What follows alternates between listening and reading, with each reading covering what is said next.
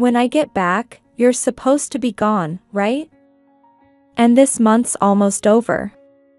How about you hand over the divorce papers, the final task?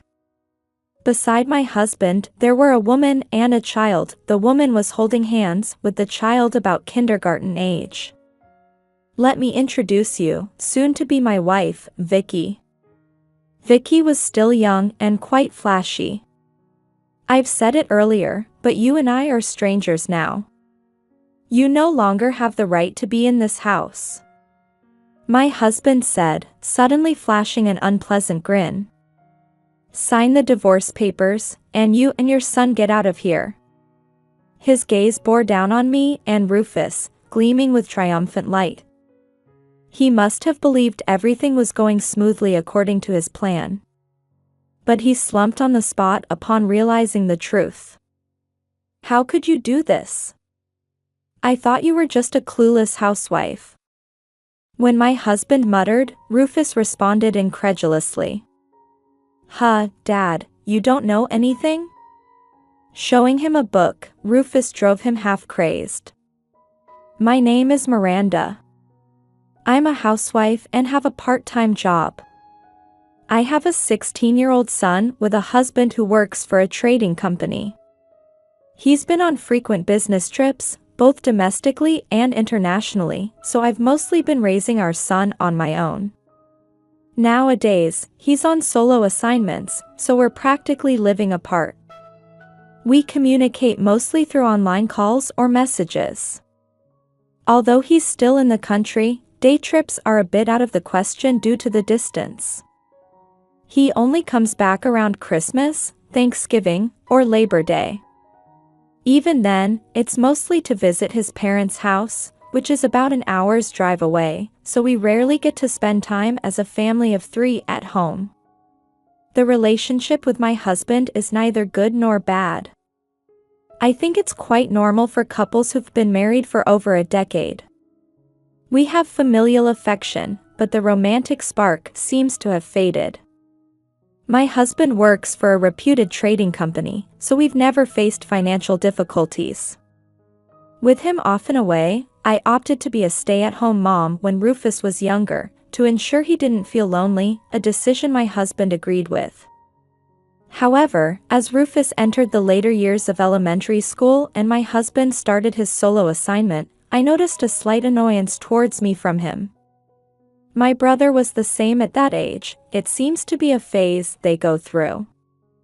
So, I started thinking about getting a job myself. It's okay, if you want to work, but I don't want to be seen as a useless man, was my husband's first reaction when I discussed working. Choose something that aligns with your hobbies or gives you a sense of progression. While I thought any job would do as long as it suited me, I considered my husband's opinion and decided to work as an assistant at a flower arrangement class. I have a teaching certificate in flower arrangement, and since my husband's job involves dealing with people from overseas, I thought it would be beneficial. That's great. It'll come in handy if I get transferred overseas. My husband agreed, so I've been continuing with that job since then. Although we don't face financial struggles, I still want to have a thorough discussion with my husband about Rufus's future. I've been thinking we need to have a proper talk about the future. My husband's response put me at ease. Rufus is a freshman in high school, and he'll be moving up to sophomore year this fall. It's about time he started seriously thinking about his future path. They're talking about me going back to headquarters this fall. It's perfect timing with the whole advancing to the next grade thing. That's what my husband said during the summer holiday when he came back. What he meant by future plans was something I never expected. I want a divorce. He just started saying that out of the blue, without even giving a reason first. We've been living separately for a long time now, and I think that's reason enough for divorce. Now's the perfect time for both of us to start new lives. Wait. This is so sudden. It was like a bolt from the blue. I hurriedly tried to stop him from speaking further. You're calling it living separately, but it's just because you've been on solo assignments. I never intended to live separately. But you didn't come with me, did you? That's because of Rufus's school and your father. My FIL is alive and well, living alone in a retirement home. Originally, this house we're living in was my husband's family home, but when we got married, my in-laws moved out and into that retirement home. My husband and FIL didn't have a good relationship. While my MIL was alive, my husband still kept in touch with his parents, but after she passed away, he completely cut off contact. I told you to leave him alone, didn't I? He's in a proper facility, and we don't need to take care of him. But I can't just leave him like that. The strained relationship between my husband and his father wasn't due to any particular big reason. It was just an accumulation of small things over the years. Even though my FIL and late MIL were both really nice people. So I had gotten along well with both of them and kept in touch with my FIL even after he was left alone. I also visited his retirement home from time to time. You did that on your own, right? I never asked you to do that. That's true, but it's not so easy to just brush it off. And what about Rufus's school? You could have transferred him if you really wanted to. Didn't you say you wanted Rufus to go to that school? Rufus took the entrance exam and entered a private school with a combined elementary and junior high school.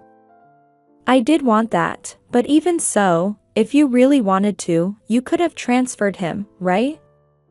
But you can't just do something like that. So basically, you didn't choose to live with me. So, I'm asking you this. With that, my husband handed me a pre-filled form. I've come back, but you can't stay with me like this. I'll stay in a hotel or something. With that final statement, my husband left the house. I was left dumbfounded. Why aren't the lights on? Where's Dad? Rufus had gone to see a movie with his friends that day. He didn't come back until the late summer sun had completely set. My husband came back and left around mid-afternoon. I seemed to have been sitting there for hours, still frozen in place. What's this? Rufus picked up the divorce papers that had been left on the coffee table in the living room. What should I do? What should I say to explain this? I still hadn't sorted out my own thoughts, let alone figured out what to say to Rufus. Seeing me frozen like that, Rufus let out a sigh and left the divorce papers behind as he walked out. Oh, not only my husband but also my son is abandoning me. As I thought about it, dumbfounded, Rufus returned immediately. Eat up. You won't think straight if you're hungry. Eat well, get a good night's sleep, and then let's think about what to do from here. Rufus handed over a plate with 2 large sandwiches on it, saying so. They were large, with filling overflowing, but he must have put a lot of effort into making them. Thinking that, tears welled up involuntarily. Just eat already. Rufus pretended not to notice my tears and said that, and I ate the sandwich while crying. It was a simple sandwich, but it tasted better than any feast I had ever eaten. Since returning to his work away from home assignment, my husband has sent me several messages. Here's what they basically say. I want a divorce by next fall. I'll make sure to pay Rufus's child support until he's an adult. Currently, adulthood starts at 18, but since he'll turn 18 while still in high school, I'll take care of him until he graduates. I'm astonished by the tone of his words, as if he's graciously agreeing to pay. Rufus isn't just my child, he's our child. How can he speak so arrogantly about his minimum obligations? When the unaccompanied assignment ends in the fall, I'll move back into that house. So, you better prepare to leave by then. You should be able to find a decent place within half a year. I'll even cover the moving expenses out of kindness. If he insists on us leaving the house, then of course, if we have to move, he should pay for it. But I can't fathom why there's such a need for us to leave this house. The reason for the divorce is the natural breakdown of our marriage, so I won't pay any alimony. However, I appreciate your years of hard work as a homemaker and mother, so I'm willing to provide some financial assistance. Of course, I won't ask you for any alimony. I don't feel the need to pay any alimony at all. I wasn't living a life of leisure. While it's true we lived apart, whenever my husband couldn't return here, I visited his temporary assignment location with Rufus, and we lived as a normal family. The idea of a natural breakdown is simply unacceptable. If you can't support yourself with your current job, I'm willing to help you find another one. But if that happens, you'll have to leave this town. I'm sure you wouldn't want to run into me. My job as a floral arrangement assistant alone isn't enough to support myself. But I can't accept being asked to leave this town and find work elsewhere. Why should I have to do that? I'll transfer custody of Rufus to you. He'll probably feel more comfortable with you, considering you've been living together for years. Besides, he's almost an adult, he won't need to rely on his parents forever. If you say Rufus needs something, I might consider discussing it, but I won't be requesting visitations. If we end up divorcing, I certainly intend to have custody of Rufus. But from the way he's worded it, it seems like my husband is ready to discard his son as well. How can he be so heartless? I can't imagine how much it would hurt Rufus if he knew about all of this. After reading through everything, I let out a sigh. There's not a single reason I can find to agree with any of this. What a selfish stance to take. When he first told me about the divorce, I was shocked and devastated, but now I'm starting to think that I don't want anything to do with such a selfish person. I went to his temporary assignment to talk to my husband. It's work hours, but I have the spare key to the apartment. When I entered, the room was as tidy as always, with no signs of life. He's always been meticulous, but it really looks like a model room. As I waited in the room, my husband came home in the evening. So, you came. If you were coming, you should have let me know. He said it grumpily. Did you bring the divorce papers for me that you signed today? I'm fine with it, so you can just submit them yourself. He didn't even glance at me, just took off his suit jacket and loosened his tie. He hung them all neatly on hangers, pulling them to smooth out any wrinkles. This person was always like that. I remember the time we lived together. Everything was neat and tidy, without a single flaw. Maybe it's a surprise inspection for women? If so, that's a shame. Certainly, there's no sign of that at all. What did you do for dinner? I already ate. It's pretty much always like this. When was the last time we enjoyed home-cooked meals at home? My husband said sarcastically, then took a cold beer from the fridge, sat down at the table, and started drinking. You get it, right? Why I said I want a divorce. I'm tired of living like this for years. Well, you should have told me you wanted me to come. With Rufus there, and you starting to work even part-time, there's a rhythm to life. I can't just ask you to throw it all away. My husband said, taking another sip of beer. After living like this for a while, one day I just thought, maybe we don't need a family after all. He seems to be insisting that the cause of the divorce is our separate lives due to his temporary assignment. Well, then, can you at least wait until Rufus graduates from high school? It's just 2 more years, Or rather, 1.5. No, it has to be by next fall. What's so special about that fall? My husband reacted slightly to these words I blurted out. I told you, I'll be returning to headquarters. I thought it was a good opportunity. Can't we at least spend the last year as a family? No, it has to be by next fall.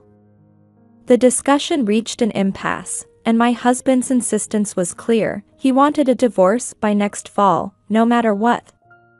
Unable to do anything, I left my husband's room and stayed in a hotel that day, deciding to leave the next day. I couldn't bear waiting in that room with my husband.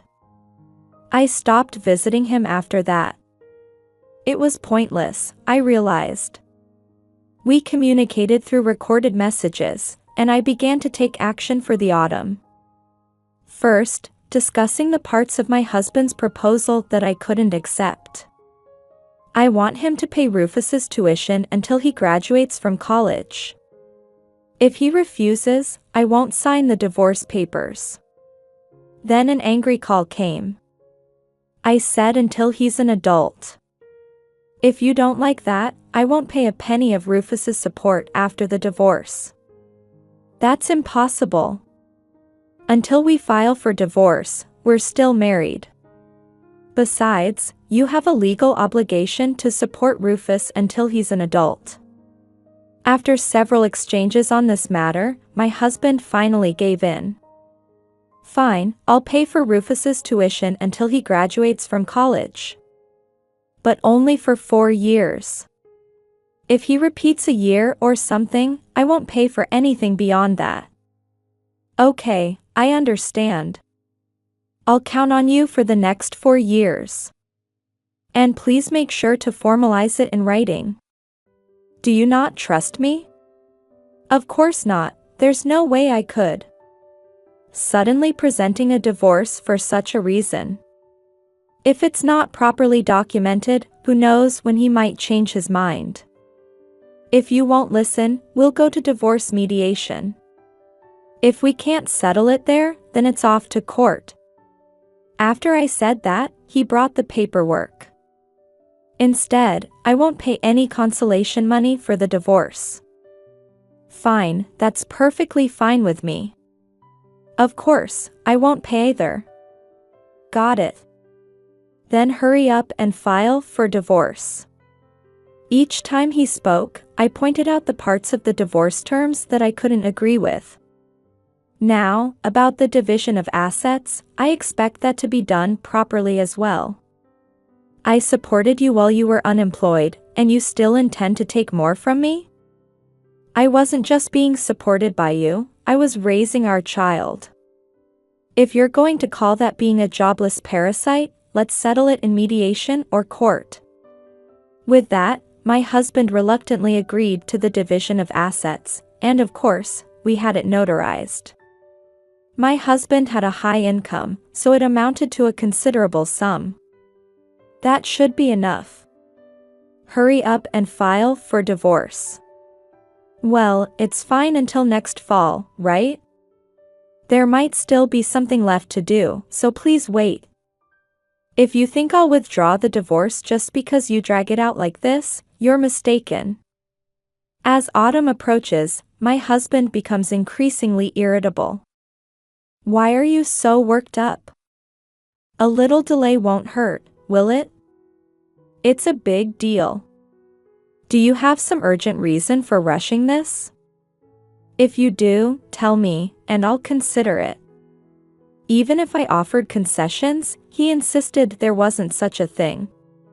Then I don't think there's any problem if I don't agree to the divorce until I'm satisfied. Well, for now, I'm the one in control. I'll let it drag on until I'm satisfied. While I hesitated to sign the divorce papers, I continued to make progress on various matters, and several months passed quickly. When will you finally submit the divorce papers? Summer has already begun.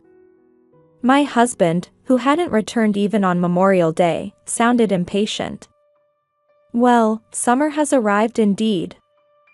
But there's still 3 months until fall. And a little delay shouldn't be a problem, I think. Even so, I'm telling you to file for divorce by the end of the fiscal year. I want to be divorced by the time I return to headquarters. Even if you say that, I'm not able to make up my mind right away, and there are many things to do. I evaded my husband's demands with ease. And by the way, have you already decided on a place to live? Don't worry, that's already taken care of. Good to know. By the start of the new fiscal year, I'll be commuting from that house. My husband let out a relieved sigh at my words. Please be careful on your way back. Sure, but remember, both you and Rufus will be leaving that house when I return. I won't be coming back to you, so keep that in mind. I didn't need to be told that. I had no intention of accepting him as family anymore. And in the last week of August, my husband came home. While many agreements had been made, the divorce papers still hadn't been submitted. You promised to leave when I returned, didn't you? And it's almost the end of this month, so how about you give me the divorce papers for the final task? Next to him, there was a woman and a child. The woman was holding hands with a child about kindergarten age. Let me introduce you. This is soon to be my wife, Vicky. Vicky was still young and quite flashy. Nice to meet you. Is that your son over there? Vicky, feeling somewhat embarrassed, gently hid the child behind her. Excuse me, what's your name? Hey, cut it out. It's none of your business. My husband also defended the child and said that to me. I've said it earlier, but you're already a stranger to me. You and your son have no right to be in this house anymore. With that said, my husband suddenly smirked, a nasty grin spreading across his face. Sign the divorce papers and get out of the house with your son. His gaze looked down on me and Rufus, filled with a triumphant light. So that's what it is after all. What's the matter with that? We already settled various agreements. All that's left is to submit the divorce papers, and it's decided that there won't be any divorce compensation either, right? I'm relieved to hear that. I heard he gave you various things, so there's no need to feel guilty anymore. The last words seemed to be directed at my husband. That's right. I really wanted to have everything sorted out and the marriage registered by today, but I'm really sorry about that one point. But at least we'll make it in time for Ethan's enrollment. Yes, that's why my husband rushed the divorce. It was to make it in time for the new school year enrollment for Vicky's child. I can understand the desire as a parent to enroll one's child in elementary school as a responsible parent. But that's a different story altogether. I tell my husband and Vicky. As for the divorce compensation, I'll take it.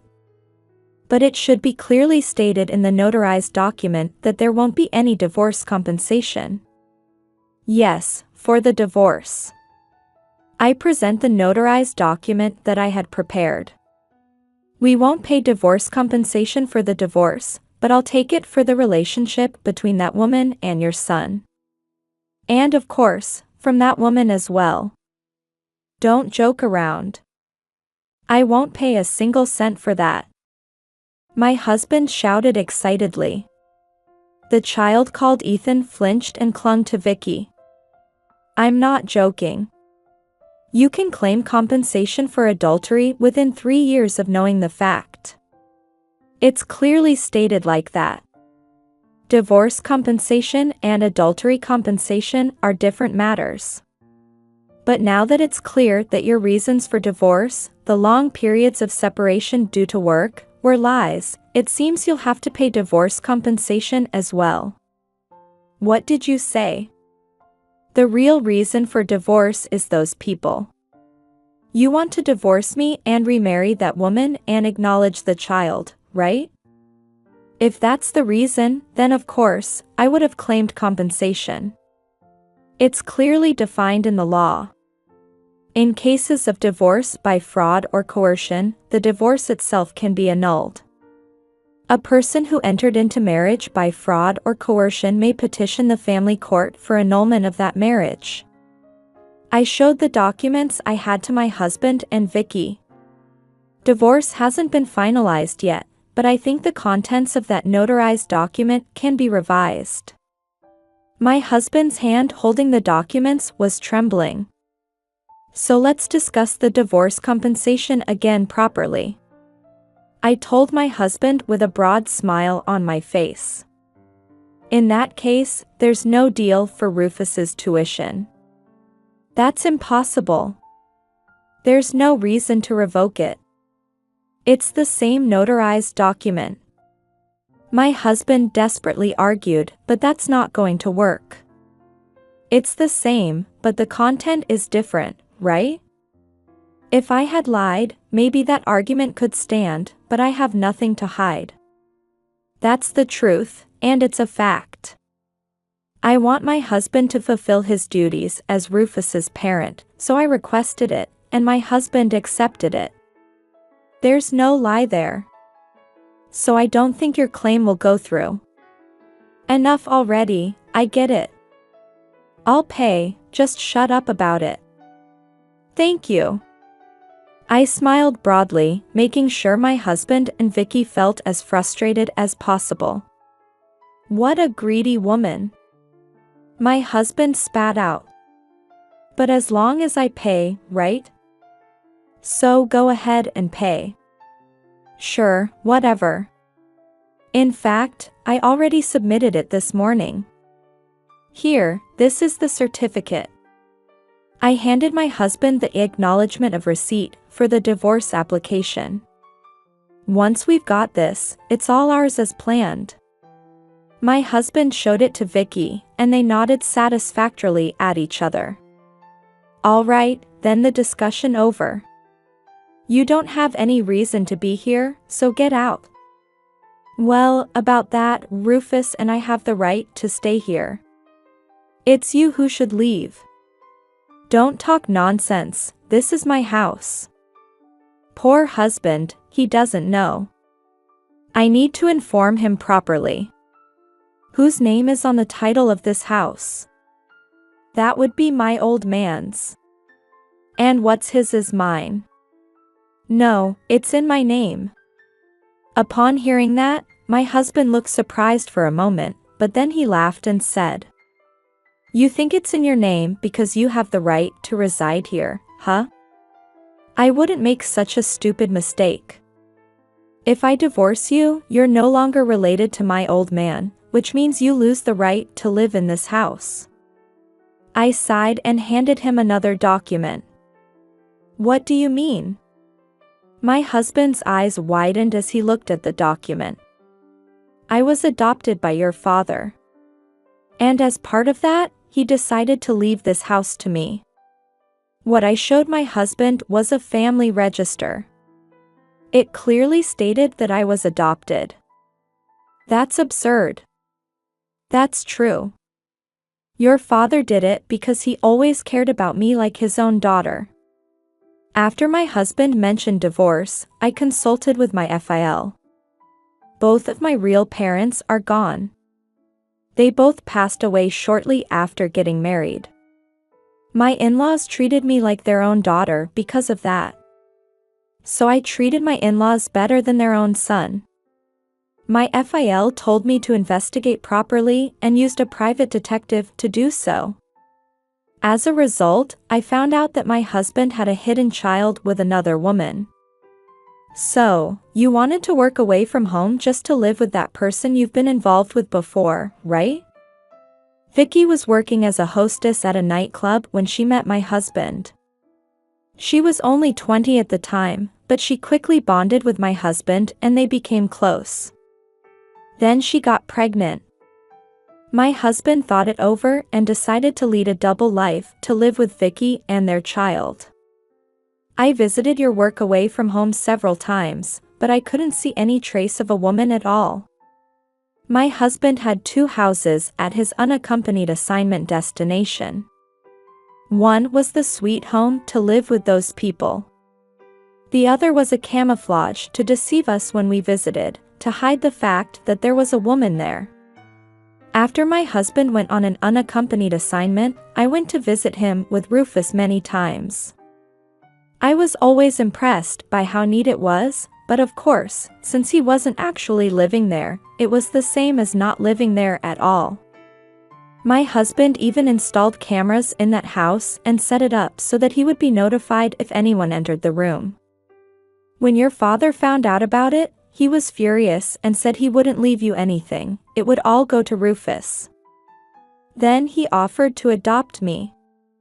Seriously? My husband must have believed that everything was going according to his plan, but he collapsed when he found out the truth. Do you understand what disinheritance means?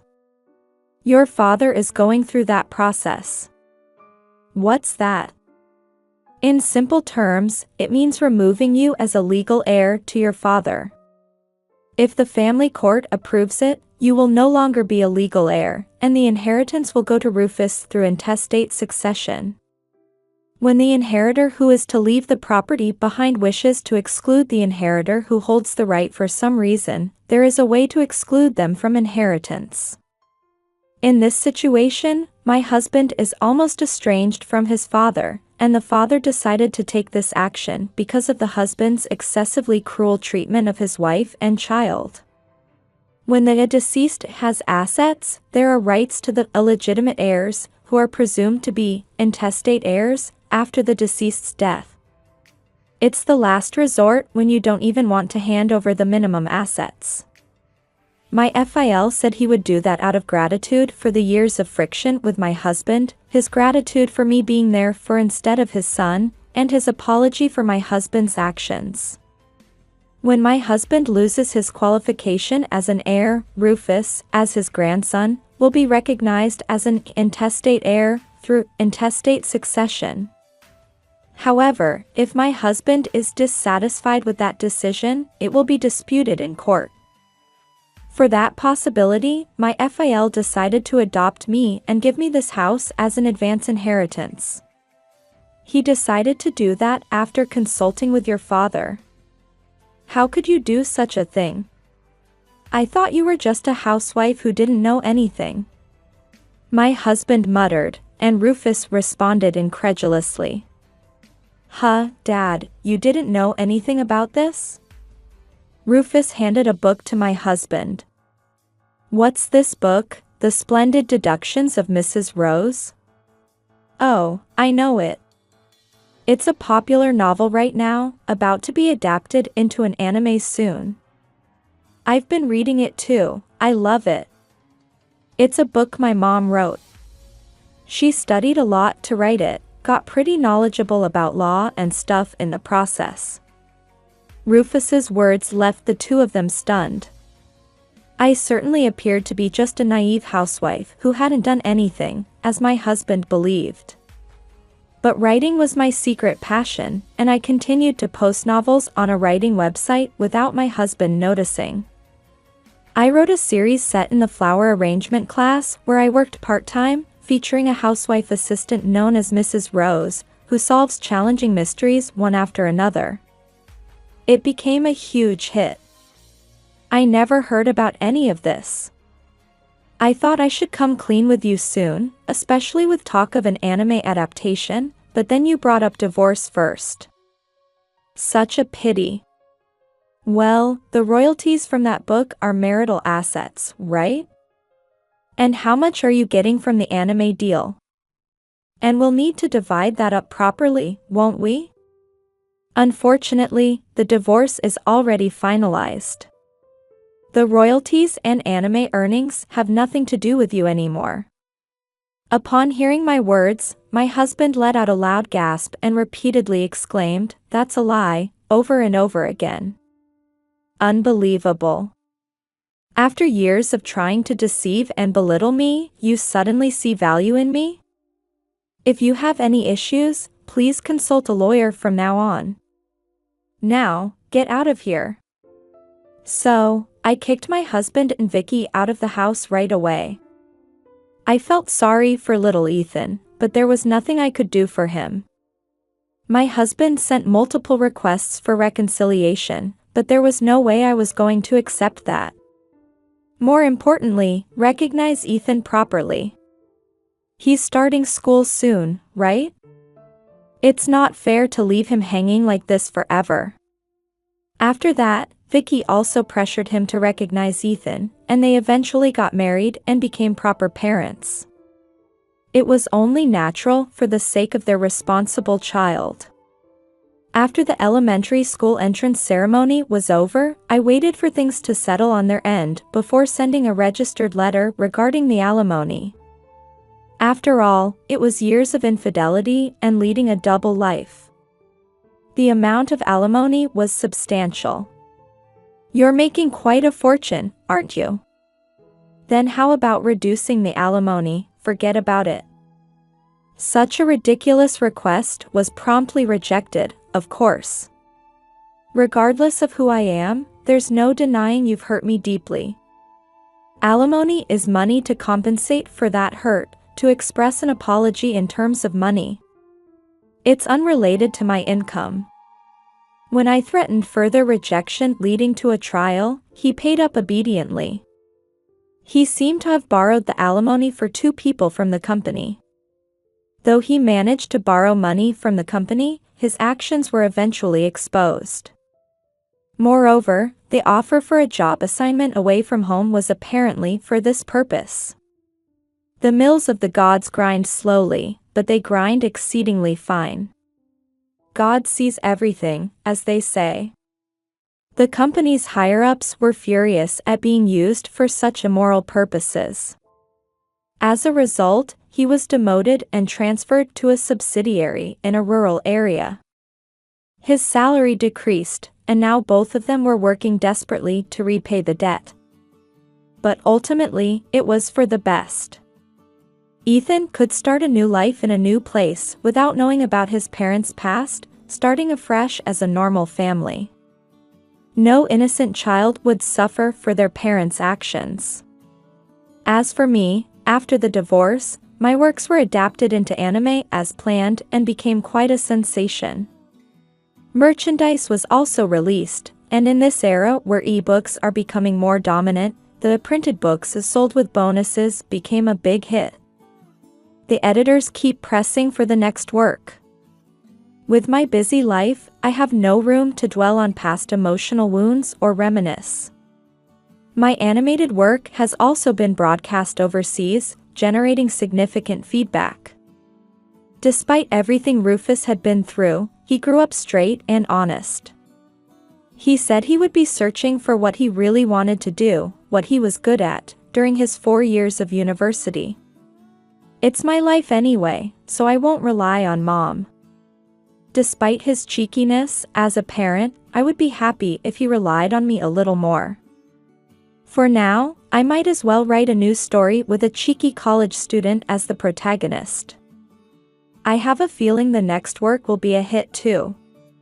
While watching my dependable son, I can't help but think such thoughts on my own.